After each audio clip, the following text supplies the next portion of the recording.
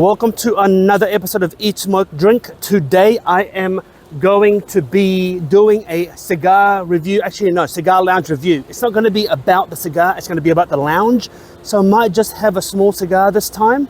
I'm going to take you through La Casa del Habano in Buenos Aires. I like to visit every La Casa del Habano I can when I visit a city, because I find that La Casa del Habano tends to have a particular standard that they keep up. And let's see if this is the case with the Buenos Aires one. I'll see you soon. All right, so we are here in the street where La Casa del Habanos is situated.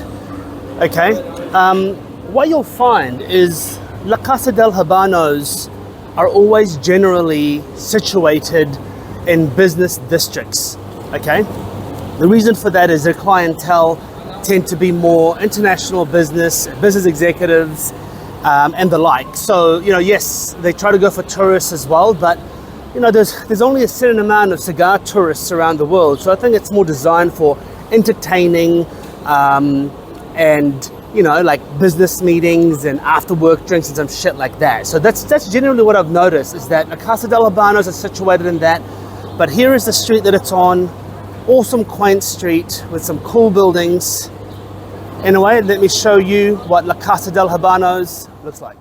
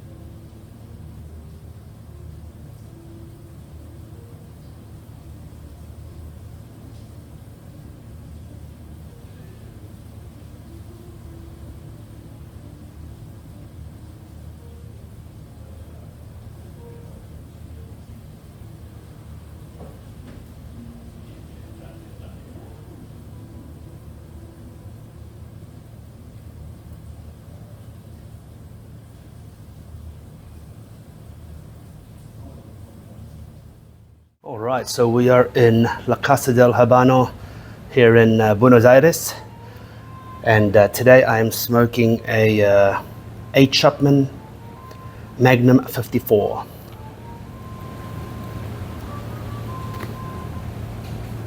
I've had these before, delicious, nothing too heavy, slightly peppery and spicy from memory, but I like the thicker ring gauge with the shorter profile. Doesn't mean that the smoke time is less, it's just a different smoking profile, being a thicker ring gauge. I mean, 54 is actually on the thick side when it comes to Cubans.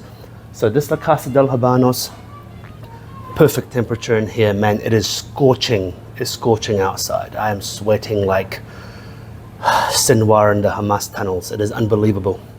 Actually, outside it is also raining, as you can see.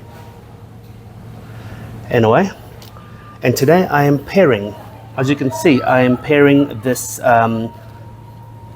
cigar with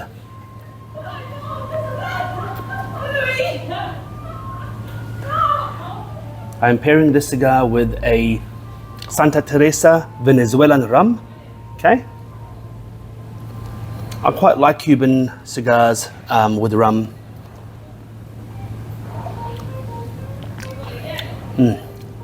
Nice and sweet. Tastes a little low on the ABV, probably 40%, but that's most beverages out there are quite are designed for easy, palatable sipping, and I think that is a perfect one for a cigar. Nothing too heavy, nothing too ridiculous. Anyway, I'll take you through the cigar and what I feel about it, but here's the La Casa del Habano lounge, and yeah, as you can see, they've got a great selection of cigars. It's a franchised lounge. From what I gather, the ventilation is good so far. You know, I'm the only person here for now. It is the middle of the day.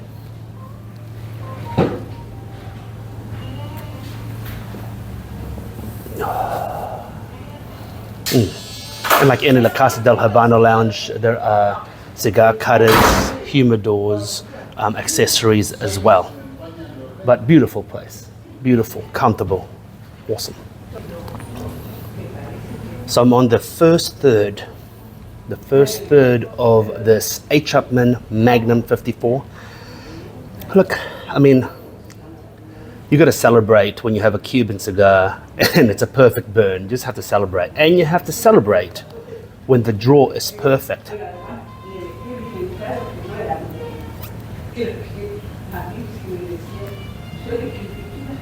And it sounds funny, but a lot of Cubans can be plugged. They can burn uneven, but it's a testament to the humidor and the air conditioning and the humidity in there in terms of the performance of the cigar. The flavors of the cigar would be nutty, hay, cashew, leathery, creamy, coffee, burnt caramel,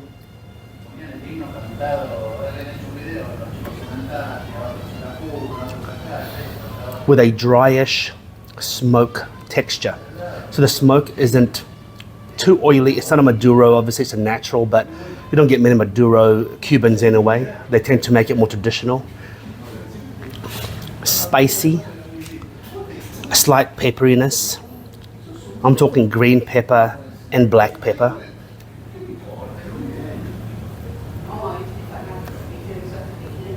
It's a pleasant lunchtime cigar. A pleasant lunchtime cigar. Anyway, look, I'm going to take you through it when I'm closer to the end. You know, like I said, this is more about the lounge, not so much about the cigar itself, but I always need to tell you about the cigar, but I want to tell you about the lounge. Easy by public transport here in Buenos Aires. Uber can drop you right in front. The train station is literally 150 meters down the road. Fantastic. Yeah. Anyway, I'll see you when this is almost finished, and let's talk some more. So I'm halfway through my cigar now.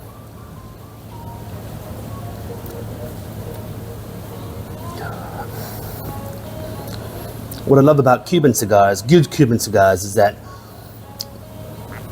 they're consistent across. Now look, not to say that I don't like non-Cubans. As you can see, I love non-Cubans as well, but what I find is that with non-Cubans, you really have to be careful with the quality. There's a lot of brands out there that just contract roll with another factory and put their own labels and shit.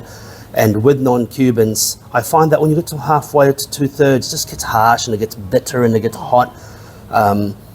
You know, with good quality Cubans, I do find that they do have longer staying power when it comes to the smoking quality.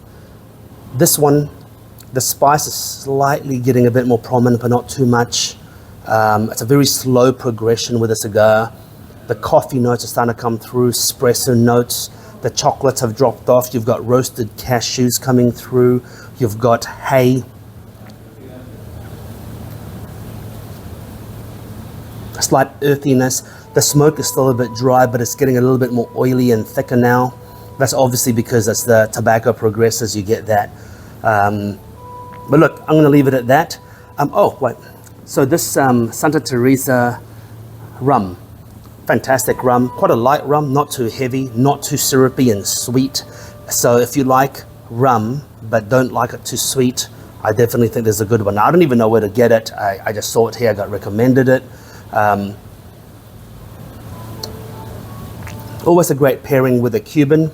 It's sweeter, it balances out the spice. I'm actually coming back to this lounge next Friday with my wife and a friend. And apparently on Friday afternoons and nights, they have a group here, they close up and they, you know, they all have their own kind of little session here, which just sounds fantastic. So I'm looking forward to that. But until next time, make sure you eat, smoke, drink. And here's to La Casa del Habanos. Cheers.